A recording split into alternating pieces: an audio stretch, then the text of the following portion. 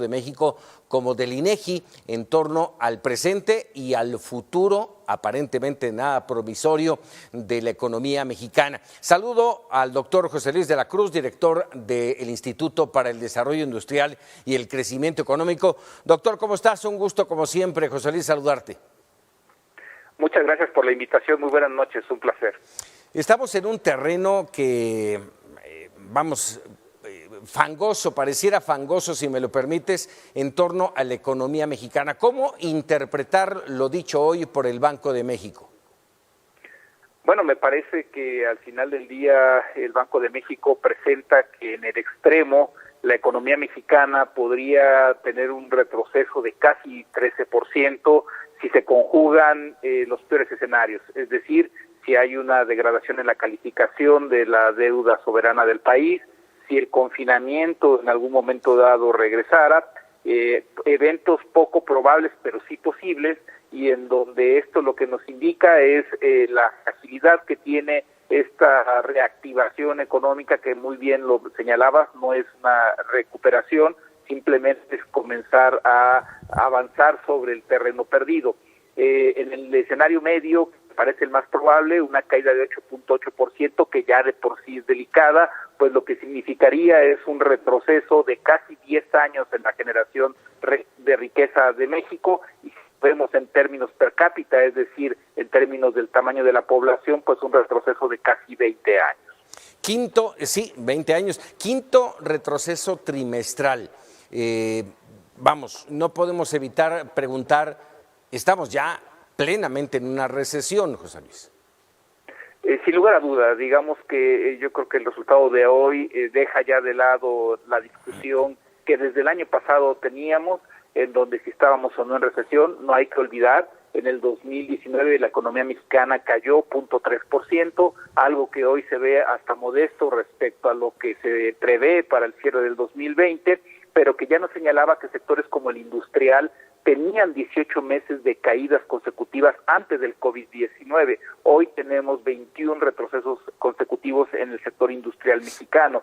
Y esto de lo que nos habla es de que previo al COVID-19 nuestra economía ya llegó enferma, pero hoy los efectos negativos del problema de salud pública pues han exacerbado esos resultados adversos. 0.1%, si no mal recuerdo, cerramos 2019, lo que tú mencionabas, ya veníamos muy mal, llegó la pandemia, nos golpeó, nos confinó, cerró negocios, eso ha evidentemente afectado la planta productiva y el desarrollo del país, pero voy un poco más allá. ¿Qué decir de las medidas que se han tomado? ¿Ha habido, de hecho, te pregunto, ¿ha habido medidas para la recuperación? Efectivamente, pero probablemente lo que las cifras nos están mostrando es que el alcance de esta estrategia pues ha sido limitada. Si recordamos, en abril pasado el propio Banco de México anunció una inyección financiera para tratar de mantener liquidez en los mercados. También el gobierno anunció una estrategia de apoyar no a las empresas, sino directamente a las personas que perdieron su empleo, a los micronegocios.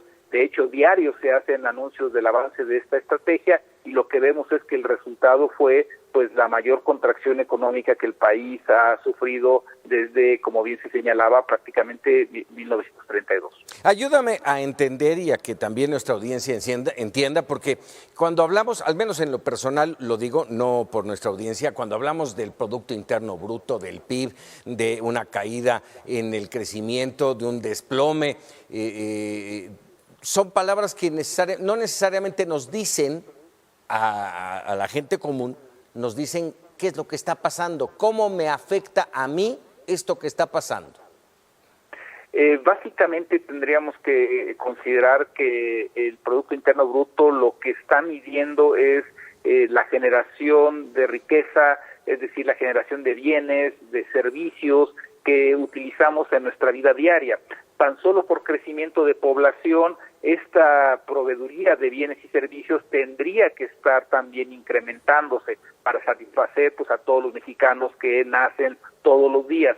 Entonces, cuando nosotros vemos un retroceso en esa generación de bienes y servicios, lo que estamos observando es restricciones, porque ya no nada más no alcanza en la misma manera para los mexicanos que estaban antes de esta crisis, sino que los nuevos tienen menores oportunidades laborales, menores oportunidades de ir a la escuela, la infraestructura que está diseñada tiene que tratar de satisfacer los requerimientos de más personas. Entonces, una caída en la economía en esencia significa austeridad y evidentemente no es algo positivo para las familias. Dime una cosa, después de estos números dados a conocer tanto por el Banco de México como por el INEGI, ¿podríamos estar ya hablando de que se tocó fondo?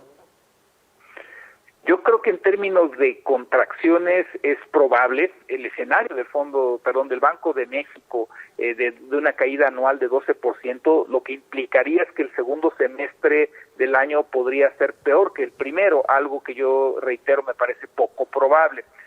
Creo que sí ya tocamos fondo, el punto aquí es realmente qué tan rápido nos vamos a recuperar y ahí es en donde la mayoría de los análisis coinciden que será hacia 2023 cuando recuperemos lo perdido y tengamos que empezar a reponer lo que no se generó para este crecimiento de la población, que básicamente significa 1 millón de mexicanos más cada año y los cuales pues evidentemente van a enfrentar restricciones.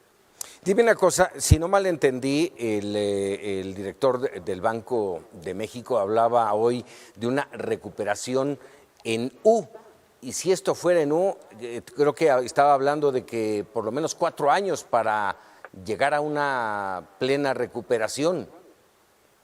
Efectivamente, en el escenario extremo que planteó el Banco de México, el gobernador fue muy puntual en decir que tenían que presentar distintos escenarios ante pues lo inédito de lo que estamos viviendo. Sí planteó que en esencia de 2020 a muy entrado 2022, pues tendríamos esta fase de tocar un fondo profundo y además prolongado, y que sería a partir de este 2022 cuando comenzaría esta recuperación, pero que llevaría todavía un par de años más a alcanzar los niveles previos a esta recesión. Entonces, en ese sentido, lo que está advirtiendo sería implícitamente el cierre de empresas, la afectación estructural al mercado laboral, el crecimiento de la informalidad y que de alguna manera las medidas de política económica y el comercio exterior no alcanzarían a generar una recuperación más rápida.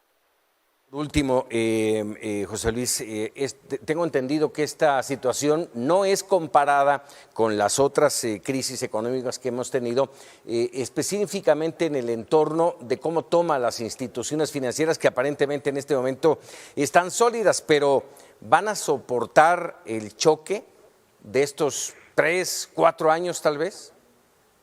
Me parece que eso es justamente uno de los aspectos que el Banco de México advierte y que otros análisis también ya habían planteado.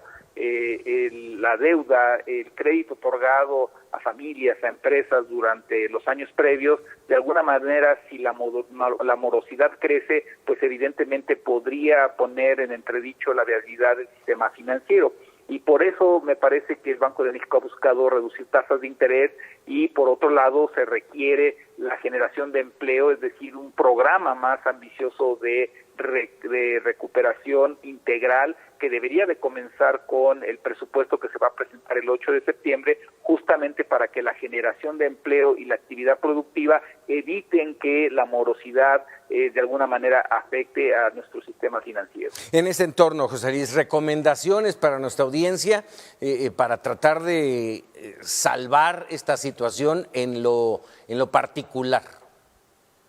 Básicamente lo primero es reconocer que estamos en una coyuntura compleja, que no va a tener una salida fácil ni rápida, por lo tanto hay que preservar las fuentes de ingreso, la pequeña empresa, un pequeño negocio o la fuente de trabajo, buscar diversificar esos ingresos, evitar deudas innecesarias, controlar muy bien los gastos, darle prioridad a los que son necesarios y posponer aquellos que realmente no son indispensables. Me parece que la prudencia y la sobriedad tendrían que ser una de las características para manejarnos durante los siguientes meses.